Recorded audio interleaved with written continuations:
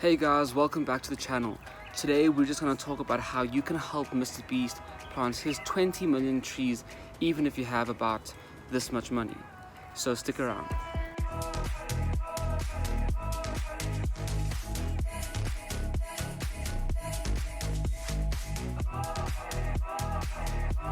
If you're new to this channel is dedicated to the care and cultivation of plants, and more specifically carnivorous plants.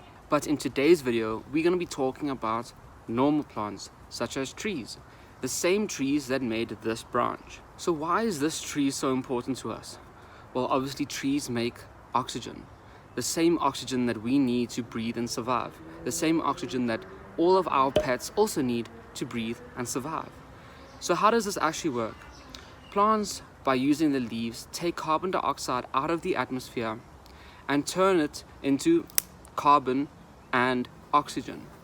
This being the carbon, the oxygen being the same oxygen that we breathe in the air. So what can we do if we want to help Mr. Beast plant his 20 million trees, even if we don't have much money or any money at all? If you're someone like me who might be moving countries or maybe in an illegible country, as most of the YouTube videos which are doing the donations state, what can we do to help make an impact? Well, let's go through some of the things that we can do.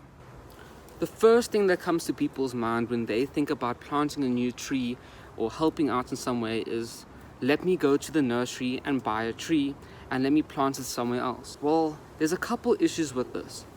Firstly, if you want to create more trees in the world, why are you going to a place that already has a tree, purchasing that tree, and just moving its location? The world already has that tree. We need more trees. So how can we do that? It's very easy.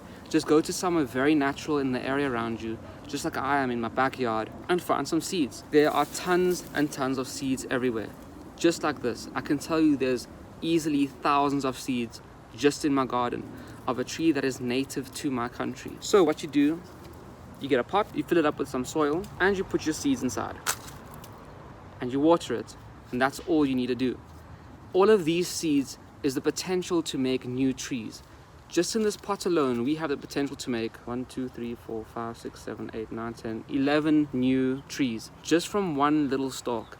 And there are easily thousands of seeds in my garden. So if you aren't able to afford or donate any trees, you can go find some seeds in the areas around you, some native seeds. You don't want to be spreading invasive plants as it will actually detriment your ecology and your environment. But find these seeds, plant them up just like this, and just look after them. Let them grow up from seedlings and plant these seedlings in your garden or in an area that you know that the seeds naturally occur in. Let's say that you're someone that doesn't actually like getting your hands dirty and digging for some seeds. You can also propagate trees. If you take a tree just like this one, pull a leaf off like this, get some rooting hormone or even some water, works most of the time for most plants. Put this in a jar of water and let it gain some roots. You've now created a new tree out of an old tree. So now you have one extra tree in the world instead of just that one. But what if you want to make sure that the plant that you plant and propagate actually makes the biggest impact possible? Well, you can do some research and find out some plants that actually do that. This plant is called the speckworm. It is a plant native to South Africa and actually creates a lot more oxygen than a normal plant does. And the reason why I think this is so is because it's a very inefficient plant. It uses more carbon dioxide and creates more oxygen to create the same amount of mass as a normal tree would. Therefore, this tree actually grows pretty slowly. Whilst editing, Twinkie and I realized that this may be a little bit confusing. Why do we want a tree that makes less oxygen but uses more carbon dioxide? Well, the world is facing a problem of accelerated global warming. This means that the rate of global warming is quicker than what it naturally should be. This is due to many global warming gases, such as carbon dioxide. So by using a tree that actually takes up more carbon dioxide and produces less oxygen, we're actually tackling the problem by reducing the amount of carbon dioxide in the atmosphere. Remember, the issue is not a lack of oxygen, it's the fact that there's too much carbon dioxide and too many global warming gases in the environment, and that's what we're trying to reduce. I've also heard that mosses are also quite good at doing this. Mosses are one of those plants that uses a lot more carbon dioxide than is necessary to keep it alive. which means it cleans up the environment much more and creates more oxygen. And it's very easy to actually propagate mosses and, for example, the speckboom. You very easily and simply pull off a leaf, just like this, and you plant it in the ground. Now just make sure it stays watered, and you'll grow yourself a brand new, very inefficient plant which will help the environment much more than a normal tree would.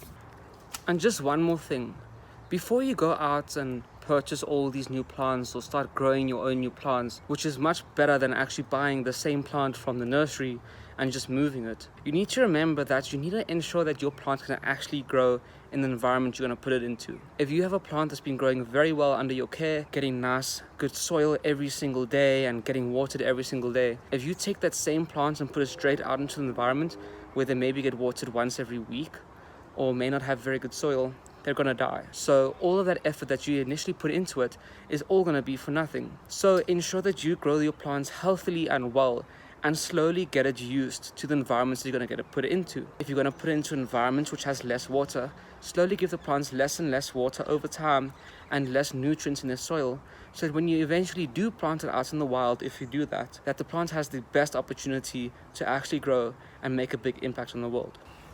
So guys, please, if you can donate, do go donate. teamtrees.org. They've partnered up with Mr. Beast and Mark Rober to help plant 20 million trees by the 1st of January 2020. If you are unable to actually donate, or if you aren't able to afford it, remember, make new plants. Don't just buy plants from somewhere else and move them around. That will kind of be wasting your money, in a sense. But rather, go into your natural environment, get some seeds, grow some new plants, make sure that they grow well and healthy, and plant them into an environment that you know they'll be able to stay in and be able to grow properly in. If you enjoy this video, please remember to like. Don't forget to subscribe, as every week we will be planting a brand new video about plants, and more specifically carnivorous plants. Bye guys. So here's Lizzie, busy providing some food for her family. As you can see, she's got a moth, so they're gonna eat well tonight. Hi Lizzie.